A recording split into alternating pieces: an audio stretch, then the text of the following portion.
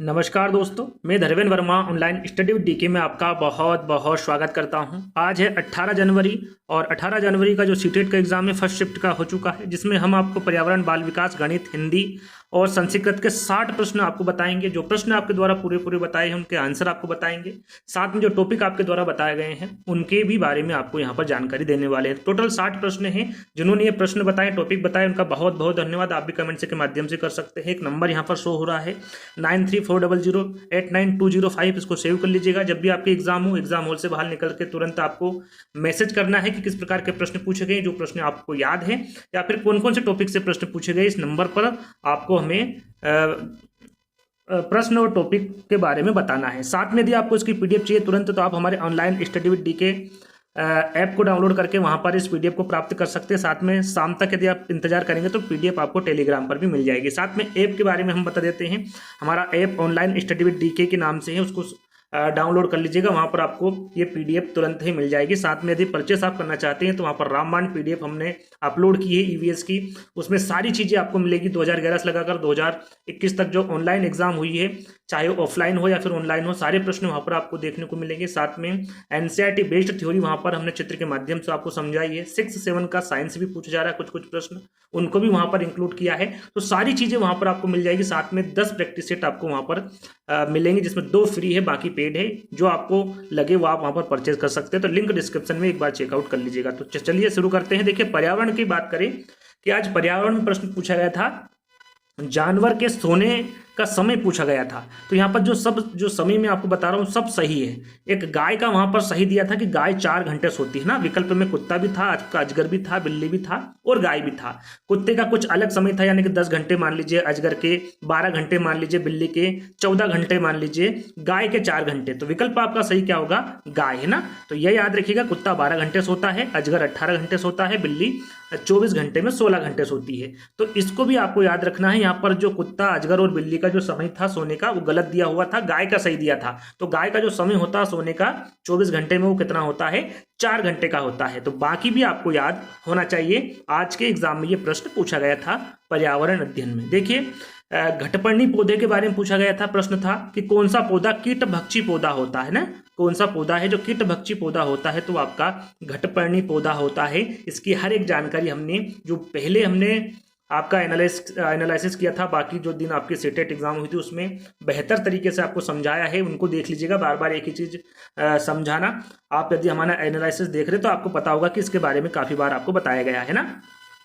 एक आज प्रश्न पूछा गया था, प्रीवियस ईयर पेपर में भी ये प्रश्न पूछा गया था आपका ऑनलाइन एग्जाम में। भारत के सापेक्ष कौन सा देश है ना, इस प्रकार का प्रश्न पूछा गया था, उल्टा जिससे कि हम बोल सकते हैं। तो वो है आपका अर्जेंटीना, है ना। ये पहले भी पूछा जा चुका है। तो आप यदि वो पीडीएफ परचेस करते हैं तो उसमें सारी जानकारी आपको दे रखी है, यानी कि 2011 से लगाकर 2021 तक जितनी भी अभी तक सीटेट एग्जाम हुई, चाहे ऑफलाइन या फिर ऑनलाइन, सारे प्रश्न वहां पर आपके मौजूद होंगे। 500 प्रश्न टोटल होंगे, तो उनको पढ़ लीजिएगा। वहां से भी काफी प्रश्न पूछे जा रहे हैं। तो भारत के सापेक्ष कौन सा देश है? तो वो अर्जेंटीना है ना। गोलकुंडा के शासक के बारे में पूछा गया था। अब पहला पूछा था या कौन सा पूछा था इसकी जानकारी मुझे नहीं है, लेकिन पहला शासक पूछे तो वो क्या होगा? आपका इब्राहिम होगा, है ना। गोलकुंडा के शासक कौन होंगे? पहले इब्राहिम होंगे।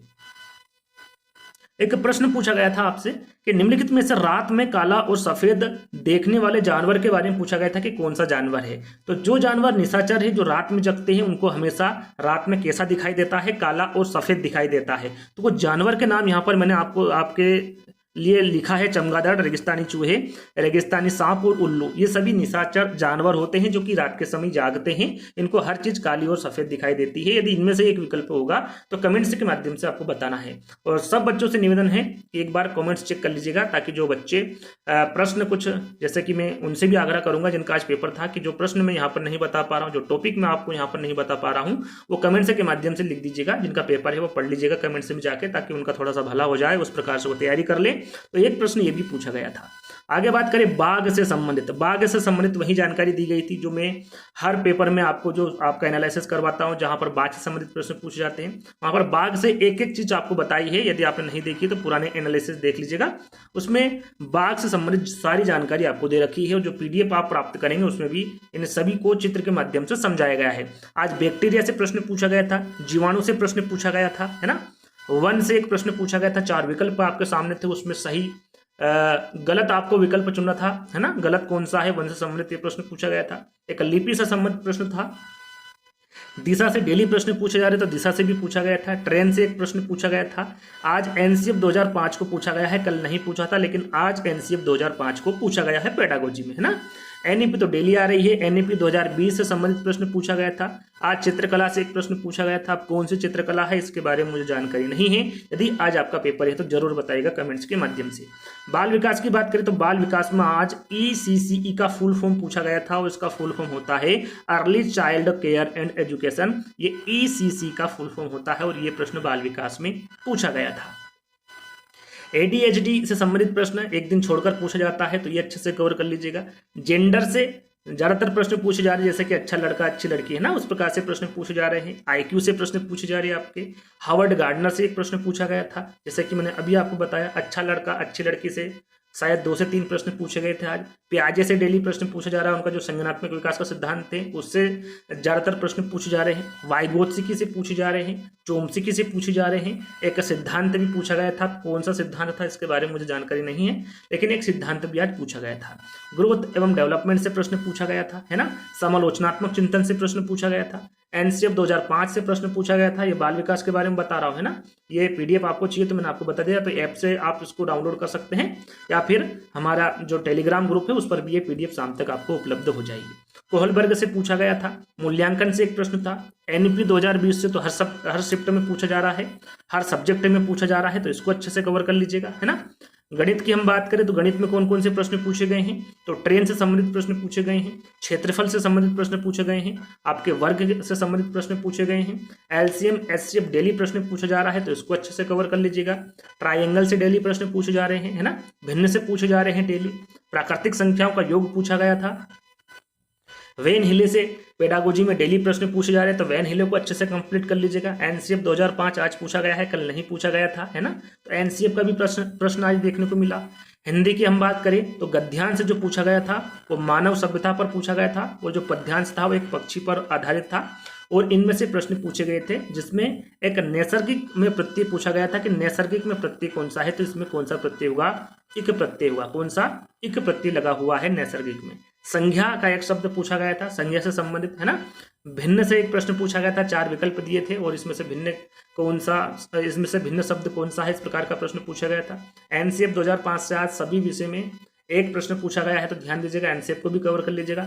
एनईपी तो लाजवाब है, डेली प्रश्न पूछे जा रहे हैं, है ना।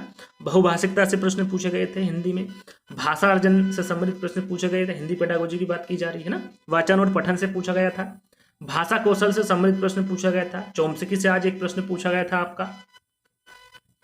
संस्कृत की हम बात करें तो संस्कृत में आपका गद्यांश जो पूछा गया था वो दीपावली पर था, और जो पद्यांश था वो गो सेवा पर था, है ना।